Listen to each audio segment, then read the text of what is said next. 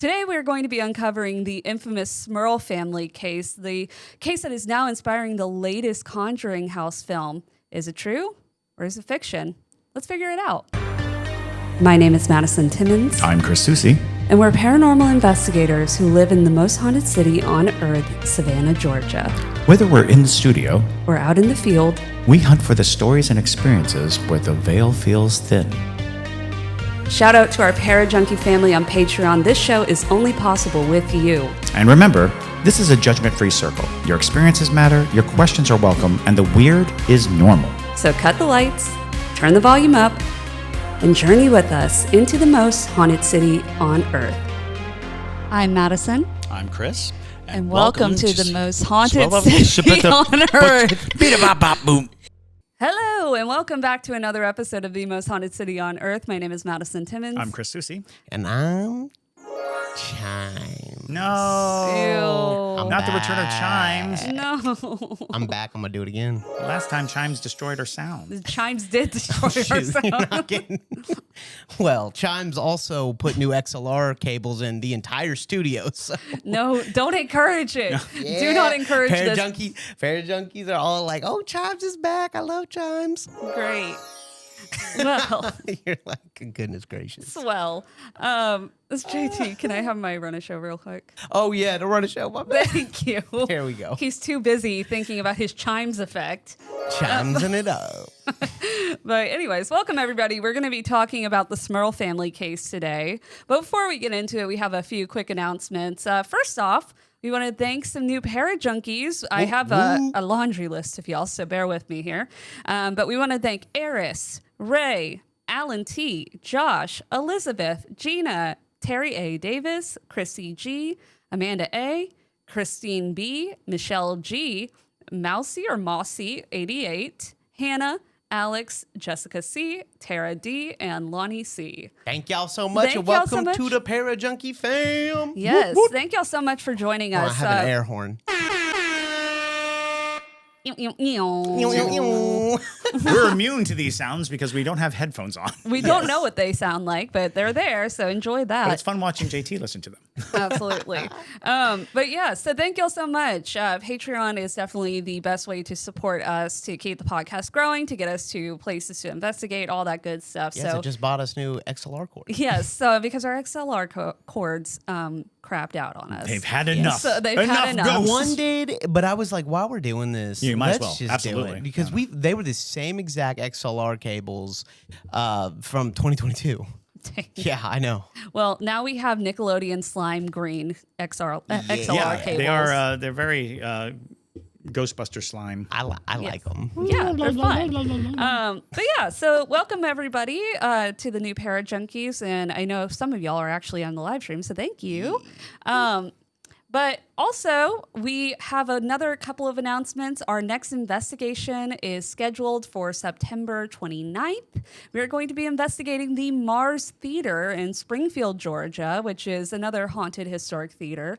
And if you watched our investigation at the Rylander, we actually ended up getting like a little Easter egg that we did not intend, but from the ghosts. That's true. They mentioned Springfield in Chris's... Oh, well, and it's even more intriguingly, now that we've opened up this discussion of doing the Mars Theater, I've had 3 other Springfield locations pop up with like, oh, this place is crazy haunted. What? Yeah. Okay. So we might be spending a little more Georgia. time in Springfield. Yes. I liked it last time I went. Yeah, it's really nice. It's cute. It's absolutely Americana small town. Yeah. Absolutely. Like it has that feel 100%. And so we're really excited to go do the investigation. After we do the investigation, if you want to go visit it, if you're in the general region around Savannah-ish, because it's about 45 minutes outside of Savannah, they're doing a haunted house in the month of October. Yep. So you could also go visit the haunted theater as well and see what you find while getting scared by actors. I'm actually doing a live ghost story event on October 17th. So there you go. Oh, nice. At the Mars Theater. Yes. So very cool, there you go. Lots of fun things happening. And if you haven't seen the Rylander episode that we put up, that is also linked down below. So you can go watch that while you're waiting for this next content coming out, if you will. Nope. But also, if you live in the Savannah general region, we are basically putting out the word that the Chatham County Animal Services is doing an event for the entire month of September. Every Sunday, they are waiving all adoption fees for all dogs, cats, all the critters. So if you're in the market for a new pet and you live in the general region, you could get yourself a free puppy or a free cat. Who knows?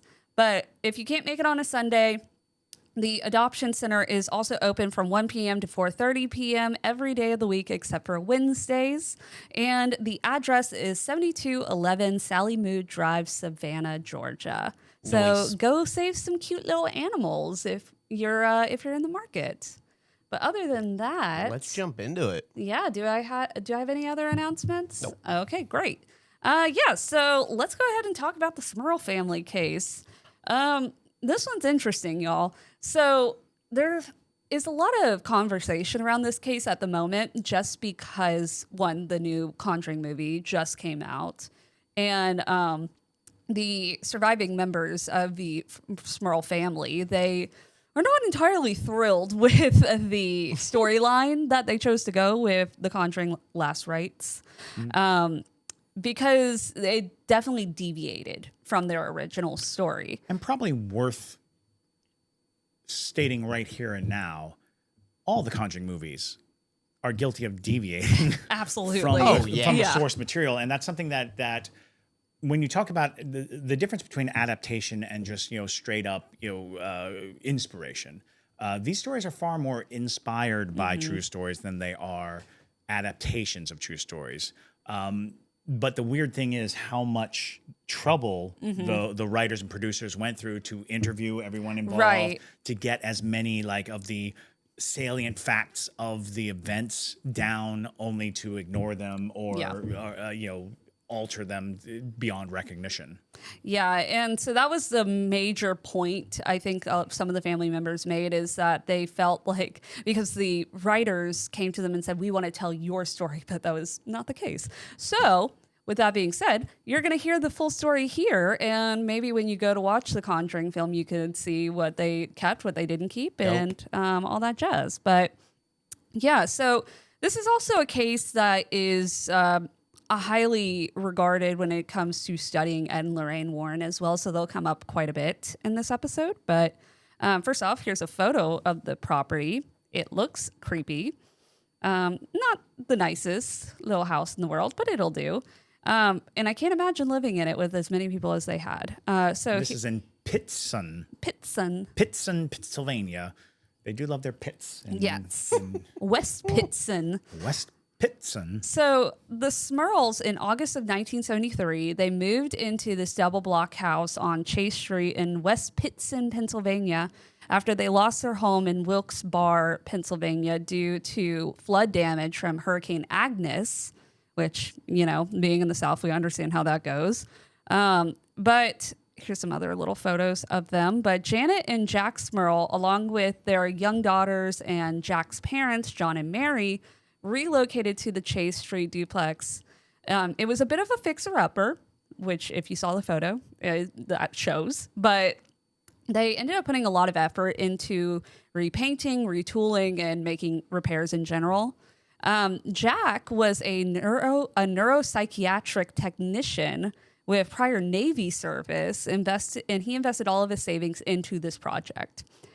And as we're going through this, a lot of people draw comparisons to this case to the Amityville case, and I will definitely agree with that. So just bear that in mind as well. But however, the family barely had time to settle into their new life before the existing residents of the house informed them that they were not welcome there. And these residents were not alive.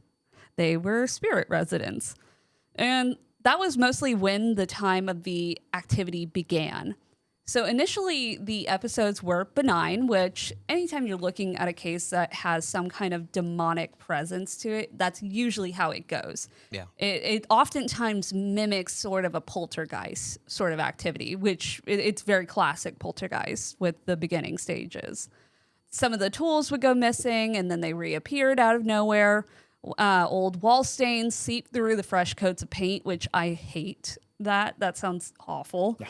Especially when you're renovating. Yeah. Well, and the kitchen appliance, one of the kitchen appliances actually caught fire, even though it was unplugged. Oh, wow. Yeah. That's some pushy ghosts. That's right a there. pushy ghost. Also, that takes a lot of energy for an entity to make a fire happen. Again, and so try making a fire happen with your brain. Exactly. And that's how hard it is. Right.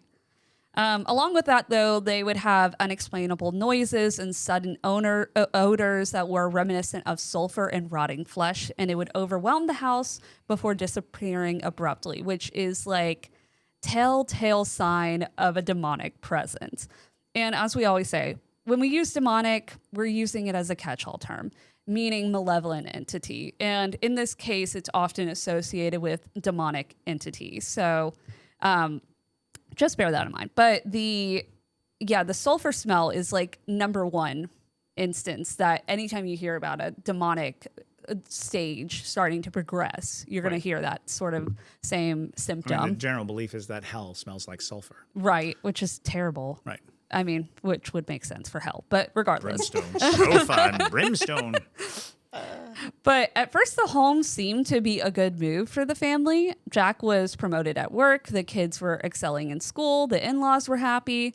But that didn't last long because soon the Smurls were struggling to make ends meet. And that was mostly because they put all their money into fixing this house. Now, Mary, Jack's mother, she ended up actually suffering a heart attack in the house. Oh, wow. And the ghostly visits, meanwhile, intensified after that instance. So Mary and Janet, before Mary passed away, they claimed to have heard voices that sounded similar. Janet believed that she heard her mother-in-law calling her name, while Mary thought she heard Janet and Jack engaged in a heated argument filled with profanity.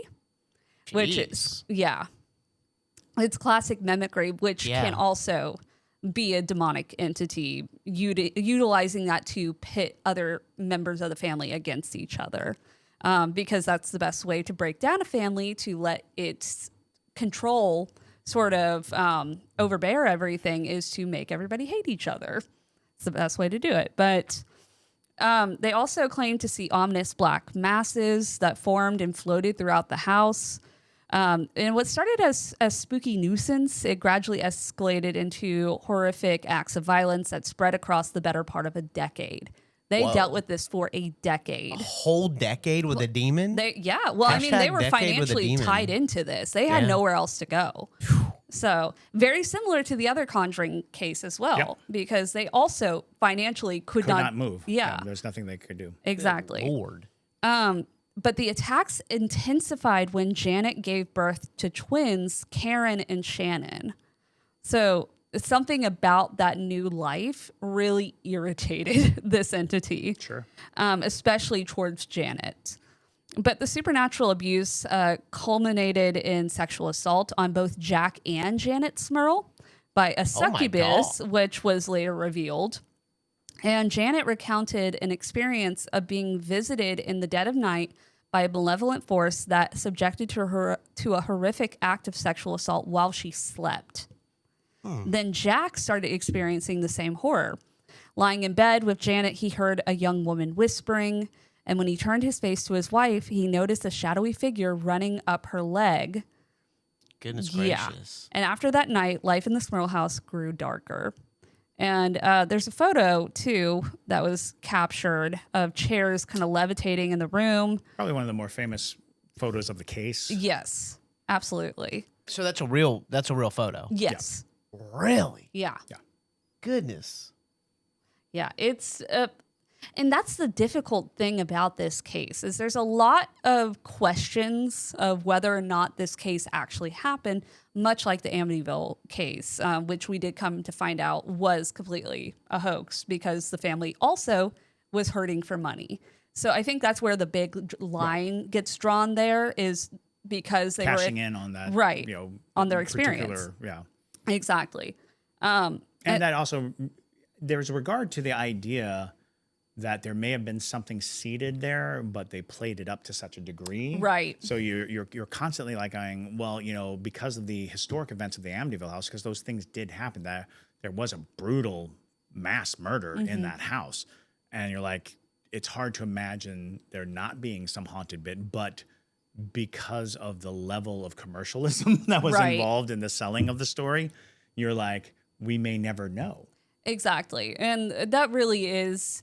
So at this point, though, with these cases, I tend to find it's best to leave them as just stories. Absolutely. Yeah. And they're interesting whether they really happened or not. They are fascinating. Impact a society's ability to accept a ghost story or accept the supernatural. There's definitely something to be said about the fact that these struck a nerve. I want to say there was like a TV movie about the Smurls haunting. There was, yeah. And when you reach a point at which people's interest is that, invested, then you're dealing with some kind of consciousness that we all share and that we all are being, directed towards. So when somebody's telling a ghost story, these aspects of it that really get under our skin, they might be more accurate than we know. Even when we start dismissing the stories as fictions, it's like, oh, but wait, what got our attention? What made us pay such attention? Absolutely. And here's a photo, too, of the parents with their twin daughters, Karen and Shannon. But the night of their daughter Heather's confirmation, which Heather is one of the other children of the Smurl family, on April 9th, 1985, Janet, Shannon, and Heather were in the kitchen with Janet pinning the collar onto Heather's confirmation robe. And suddenly, a light affixed to the ceiling with 2 chains and several eye hooks into the beam crashed down onto the kitchen table without warning. It was very frightening because it was unexpected, and it wasn't like a light that had broken naturally, Janet recalled. And it didn't tip, it didn't sway, it just came crashing down. It gouged Shannon in the forehead and left a mark on the refrigerator. Jeez. But one of the Smurl daughters also was pushed down a flight of stairs. The Smurl's 75-pound German Shepherd was thrown against the wall. What? Yeah. Which it's hurting the dogs? That's not uncommon with demonic cases, because if you look at it, like a bunch of different cases that we've covered, the dogs tend to get injured. To get an injury, yeah. Probably because the dog can detect the demon. Exactly. And it's like, I got to eliminate this. It's going to, throw off my groove. Exactly. Yeah, it's the animals are the most capable, I will say, of perceiving an entity, especially in a house. The first line of defense oftentimes is an animal. And so, it would make sense that an entity would be like, don't perceive me. And then, It's actually common practice in covert ops to kill all the dogs in a region on the night of assault. Jeez. I did not know this. I did not know that either. Chris fact of the day. There you go. But Janet recounted also being picked up by an invisible presence, which dangled her 6 feet in the air before being tossed across the room. And Jack claimed a succubus entered the living room and sexually assaulted him in a certain way while a baseball game played on the TV. And Jack also talked about being attacked while praying. So, along with that, an accordion-style closet door in Jack and Janet's bedroom would open and shut rapidly on its own. The family stated hearing loud banging and pounding in threes, and items would go missing afterwards. Even neighbors reported hearing screams from the house while the family was out, which I think is really interesting. But that is actually like super interesting. Yeah, that neighbors are also kind of experiencing this. Yeah. But according to the 2020 documentary Devil's Road, The True Story of Ed Lorraine Warren, Jack and Jan reported that their bed trembled and they witnessed a dark shadow lurking in their bedroom. And in another instance, Janet was reportedly dragged out of bed, and on a different night, the couple levitated as high as the ceiling, Ed recalled, which is all like very classic Hollywood. No, and this happened within 10 years? Yes. Okay. Yes, we're hitting all the highlights of it. Right, absolutely. And to be honest, that is some cases can be different, but a lot of times when you're dealing with a demonic possession of some sort, whether it be the house or a person or whatever, it doesn't all happen within the span of one night. which we like to do for cinema purposes because Right. tis the point. Or we truncate it into like a week or, Right. a matter of days. It is oftentimes the case of years and years. And in many cases, it's not acknowledged early on. Like a lot of the things that happen are either suppressed or just not acknowledged at all.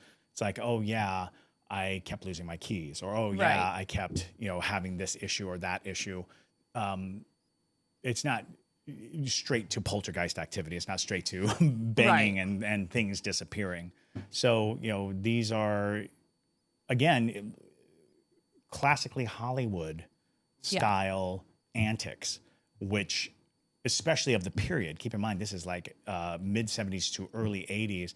This is when there was a craze in Hollywood to tell exorcism stories, to tell, Amityville Horror became a movie in this period of time. And it became like, the news at the time. So you're inundated with expectations of haunting, which actually could be what causes the manifestation of those behaviors because all of society expects it. So it is, we have an open forum to discuss that. Is it possible that because an entire nation was sitting around thinking that this is what's going down, if there are spirits out there who are receptive to that kind of influence, maybe the public opinion of, well, this is how demons behave, and these spirits are going, oh, I guess I got to do it. Yeah, this is Looks how I like get what the I got to reaction. do. I gotta go poke this guy in the eye. Poke. Lift the bed. Shake the bed. You're up on the ceiling. These are. It's an open thing. I'm actually very interested in the notion of how public perception of spirits coincide with these kinds of cases. I mean, absolutely. I could totally believe that. Because typically these entities feed off of what scares you. They want the biggest reaction that they can get out of you to continue growing and breaking you down, breaking your will in this down. Realm, right? That is an anchor point for a spirit. If you are interacting and reacting in any way, they are participating in our realm, in our world, and that is the highest order for these spirits. What they want to achieve and what they want is a place at the table, and our fear and our interaction and reaction is a place at the table. Exactly. But what they don't like is when you seek help. No. So now this is kind of where it gets muddy in the case, because there's a lot of back and forth of different people saying that these things happen, these things didn't happen, from priests and all sorts of people. So bear with me, because I tried to make sense of the timeline here, but it's a little jumbled, which does not help the case for its validity. But nonetheless, So in the desperation for answers, the Smurls repeatedly reached out to the Catholic Church, apparently. And here's a photo of one of the priests coming to visit the home. And so despite a series of priests visiting the home and performing a multitude of blessings, the evil forces haunting this family remained undeterred, which is not uncommon. Because when you're dealing with entities of this magnitude, especially if it's really entrenched into this family's life, into this property, sometimes a simple house blessing doesn't do the trick, and sometimes it just agitates the entity. Absolutely. And again, we're talking about attention. You've brought in an official capacity into the playing area, and that can just reinforce the idea that the spirit is on the right path. Right. Because you brought new people in to have the experiences, and ritualistic behaviors, they do work provided that everyone is kind of in sync with the ritual. It is a matter of your faith overcoming the faith of the spirit that you are contending with, and that can be difficult. Absolutely. One of the quotes from Janet when she was on Larry King Live, we went to our local priest and said, "Father, there's something very strange going on here." So he came over, he blessed the home and said, "There's no one here who can help you. which is a horrible thing for a priest to say. I was about to say, dude. That's terrible. That's like not what anybody wants to hear from priests in this He left the priesthood and became an accountant. Right. Meanwhile, the locals began to harbor sort of a resentment towards the negative attention that this home was getting, leading to harassment from neighbors who accused the family of being greedy charlatans seeking quick wealth. So very similar to Amityville. Oh, absolutely. But, and you got to imagine this is happening and unfolding at the same time that Amityville is being brought into question. Because even at the time, even though Amityville was this huge success, there was plenty of people who were on the side of this can't be true. You know, this is obvious. You know, it's too convenient how the book deal and the movie deal and everything just fell into place right on time. And of course, Ed Lorraine Warren were notorious for like stepping in right at the moment the camera flashes to create the notion of they were kind of like akin to ambulance chasers in a lot of ways from the public view. There's like, if there's an opportunity to cash in on this kind of thing, they'll be there. And it's like, I don't know which came first, the grift or the recognition of a pattern. Absolutely. And we're about to talk about the Warrens' involvement. But this was all despite these Smurls never profiting from the haunting or any of its adaptations, which is really interesting to note. It does put a very interesting bent on it because they could have easily sued, right? They could have easily followed for, you know, all of these things. But I think that there's a story about a family exhausted and a family wishing that the story of their suffering were known. Exactly. And the incidents that would happen with the neighbors, some of these confrontations actually escalated into violence, with strangers even throwing bricks at the house to intimidate the family, to get them to stop pushing this narrative almost. But if they are actually dealing with some kind of malevolent force, that's not helping the situation. Or it's a direct indication that there is a malevolent force. Ooh, that's that interesting. It is inspiring people to behave violently. It's inspiring people to interact with them in such sour and dark ways. You know, it's kind of like a Horcrux. Right. You know, you're next to something that's emanating a darkness, and that darkness starts to infect all the things around it. So having neighbors suddenly turning into these bitter, angry people, you know, losing all compassion for what these people might be going through and turning to violence as the solution, that also fits with demonic oppression. Right. Honestly, yeah, that does make a lot of sense. But so during the end stages of this case, that was when, very much so like Chris was saying, that was when Ed Lorraine Warren stepped in. So the family was terrified. They were very isolated in their community by this entity in their home, but also by the people around them. So the Smurls ended up getting contacted by Ed and Lorraine Warren in January of 1986.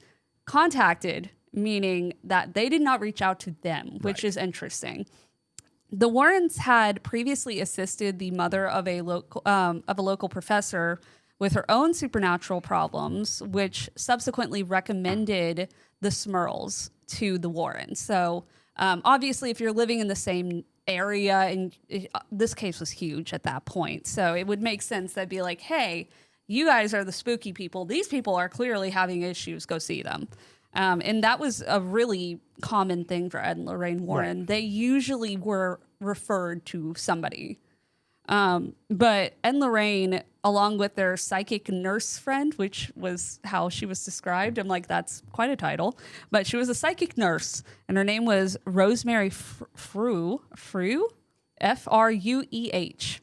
Frueh. Yeah. Frueh? Yes. And it was, according to Ed and Lorraine Warren, it was meticulously documented, the investigation that unfolded throughout 1986. So the Warrens were immediately struck by the fact that the Smurls hadn't actually created a doorway for these entities, which is interesting. They moved in and all of a sudden they had a craziness.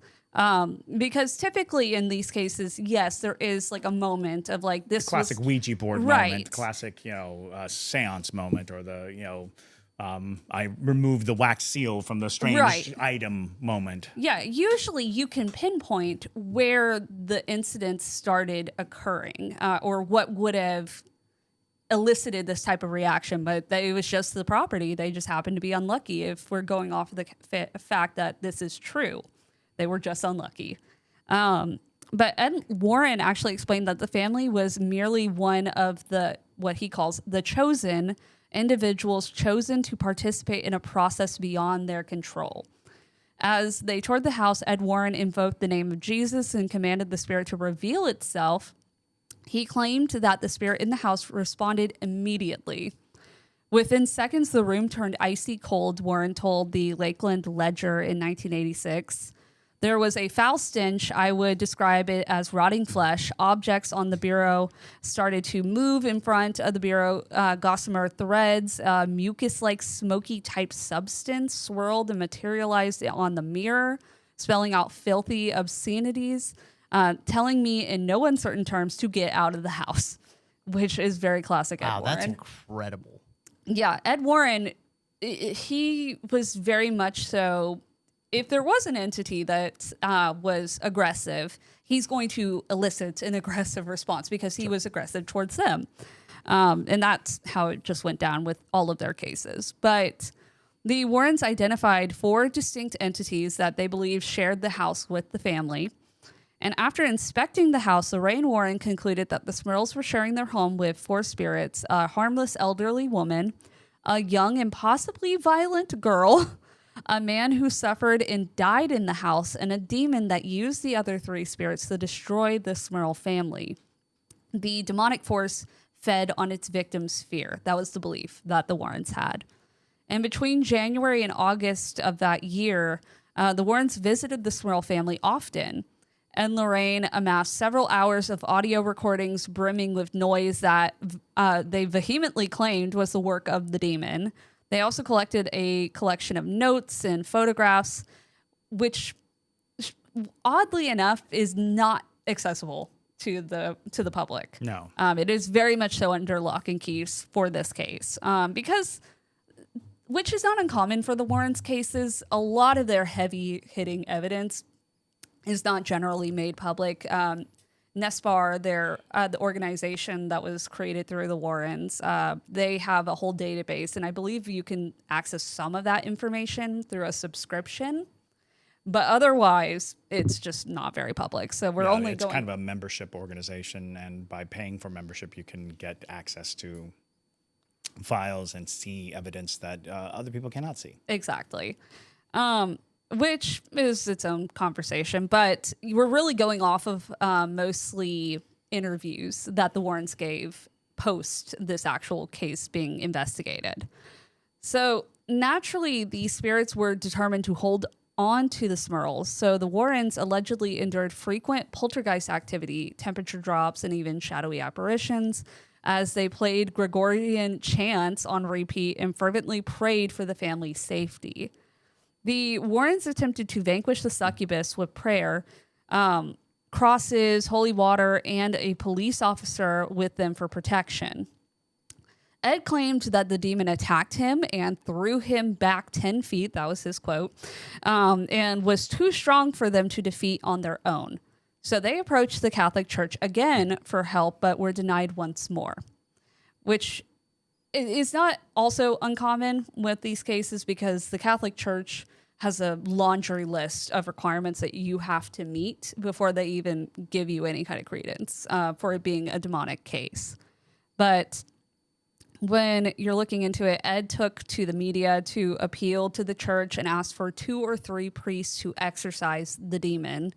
And Ed Warren was very persistent, so oftentimes he got what he wanted. And at one point, Ed claims to have discovered a message scrawled on a mirror with the demon ominously demanding that he and Lorraine leave. During this time, critics voiced already voiced that they were beginning to grow weary of this case. A lot of people were coming after the credibility of the Warrens. This one professor Paul Kurtz, who is a philosophy professor at the State University of New York at Buffalo and the chairman of the Committee for the Scientific Investigation of Claims of the Paranormal, he has very strong opinions of this. Quote from him: Ed and Lorraine Warren have no credentials in the scientific or parapsychological communities. He added that the Smurl story was nothing more than a hoax, a charade, a ghost story. Which, I included this because that is a part of the take of the acceptance of this story. But that is not to say that there aren't people in the paranormal fields and adjacent fields that are just going to be ornery about any case, regardless of its validity. Well, and especially for Kurtz, the concept of being in charge, especially in a position of authority in a university system, and being in charge of something as what is the right word for it? As laudy as the scientific investigation of claims of the paranormal. If you are in charge of that, you cannot afford to just go willy-nilly on every ghost story that comes across your path, especially if it's coming with the flash and sizzle that this story is coming up with. Not to mention, even if you were to be like, I believe this, I'm going to go and investigate, you are giving credence to what is already a sensationalized story. Right. So even if it were a true story, adding to the fire with your name, when you're struggling for credibility in a field that doesn't have a whole lot, it's going to be difficult. So I would say you're always safer admonishing the ghost story, regardless of the evidence, than to give it the benefit of the doubt. Right, exactly. But meanwhile, some individuals offered to provide free psychiatric and psychological assistance to the Smurls. My autocorrect called them the Smurfs. Yay. Could you imagine this being the Smurf village with demons? It would be so much different story. It really would.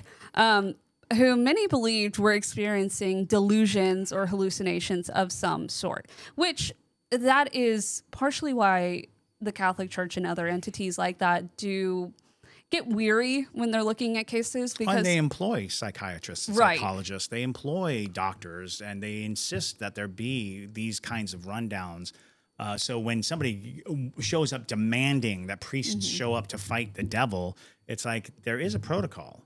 We can't, show up, fight the devil, and then find out that a person is suffering from schizophrenia or from bipolar or from depressive, delusions, anything like that, because that's only serves to damage the stance, right? Right.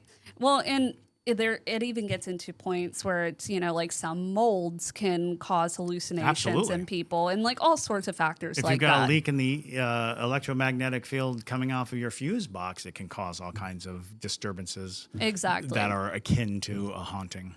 But even though they got like a myriad of offers, the Smurls declined all of them. So instead, they and the Warrens sought the assistance of a priest to perform an exorcism at their house, as they continue to do. The priest, in fact, reportedly performed 3 unsuccessful exorcisms of the home.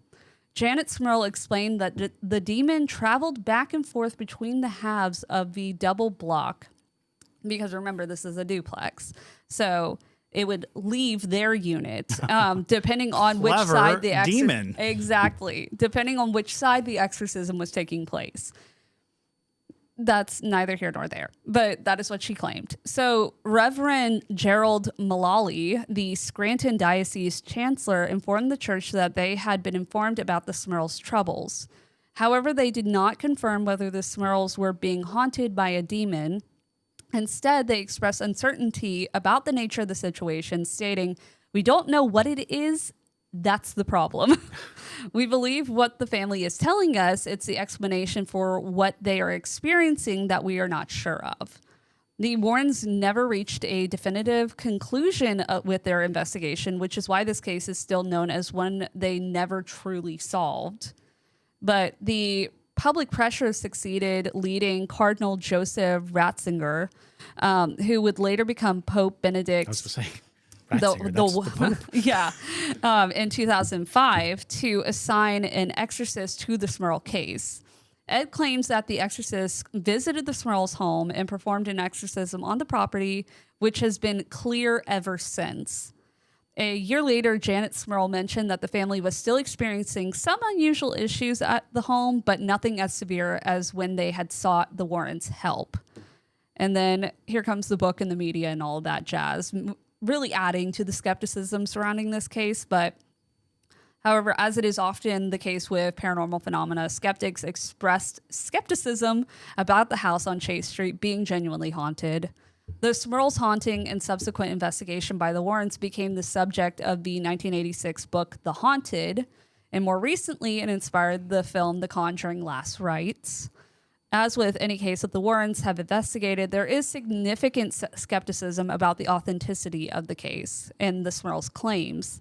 Skeptics ended up exposing medical records proving that Jack's judgment was impaired by brain surgery conducted in 1983. Oh, wow.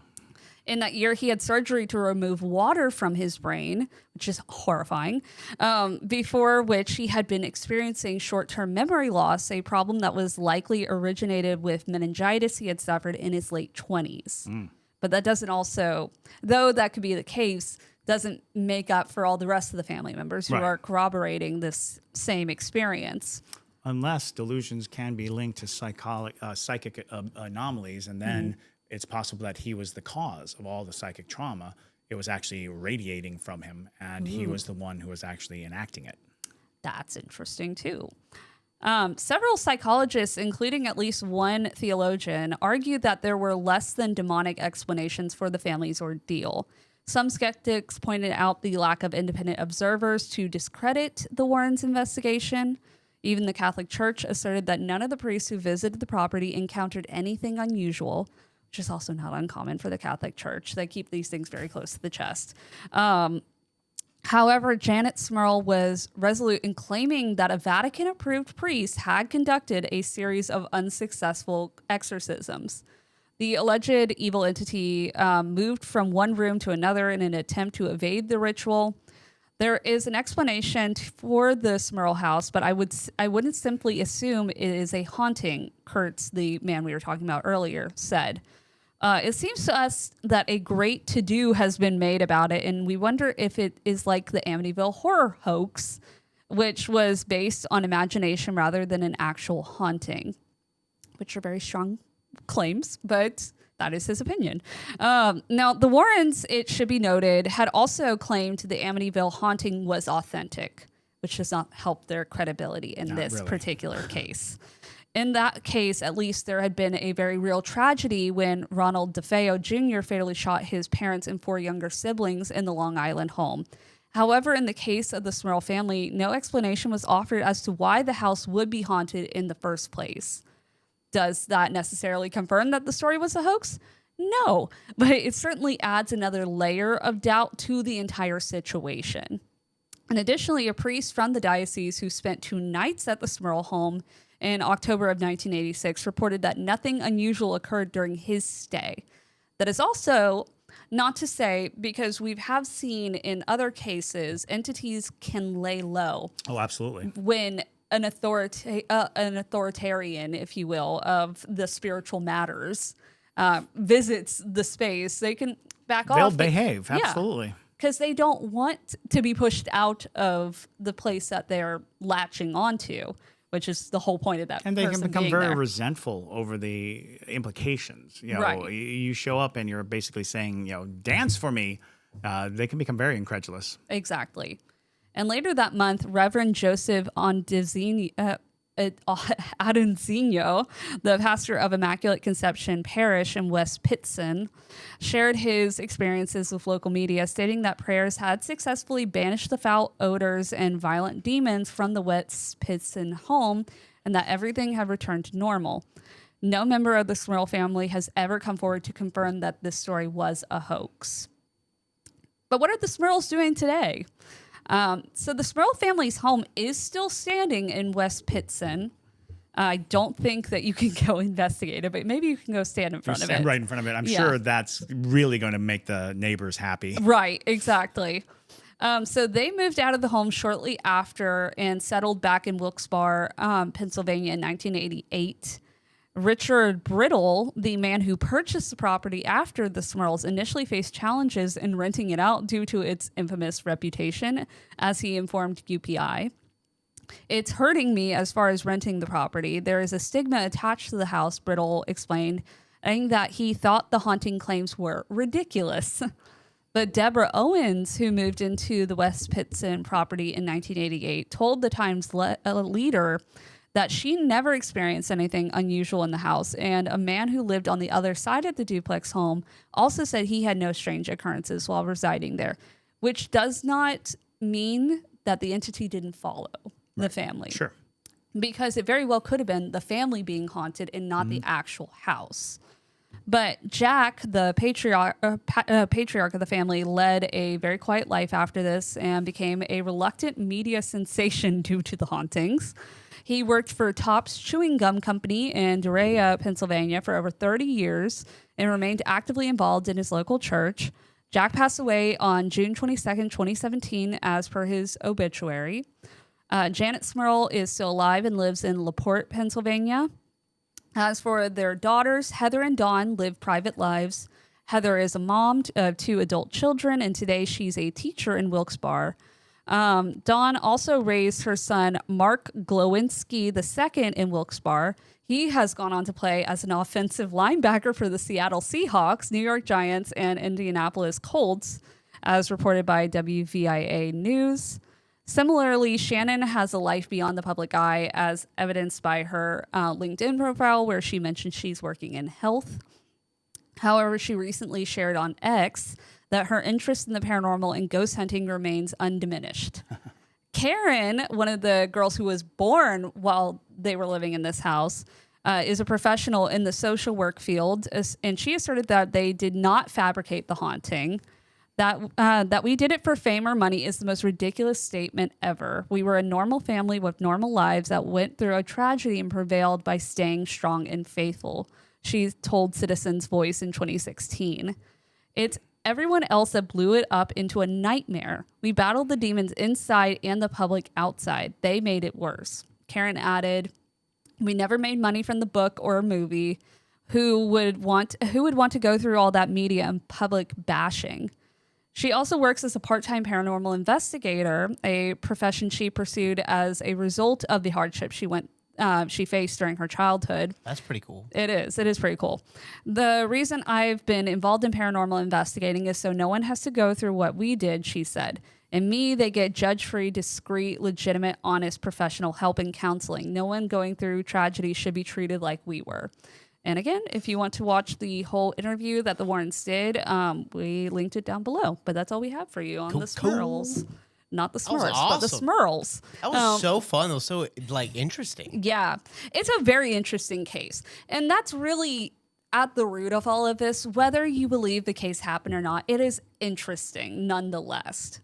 But personally, I feel like we'll never truly know what happened inside those walls. We can only take the word of the family members at face value, and that's all we can do.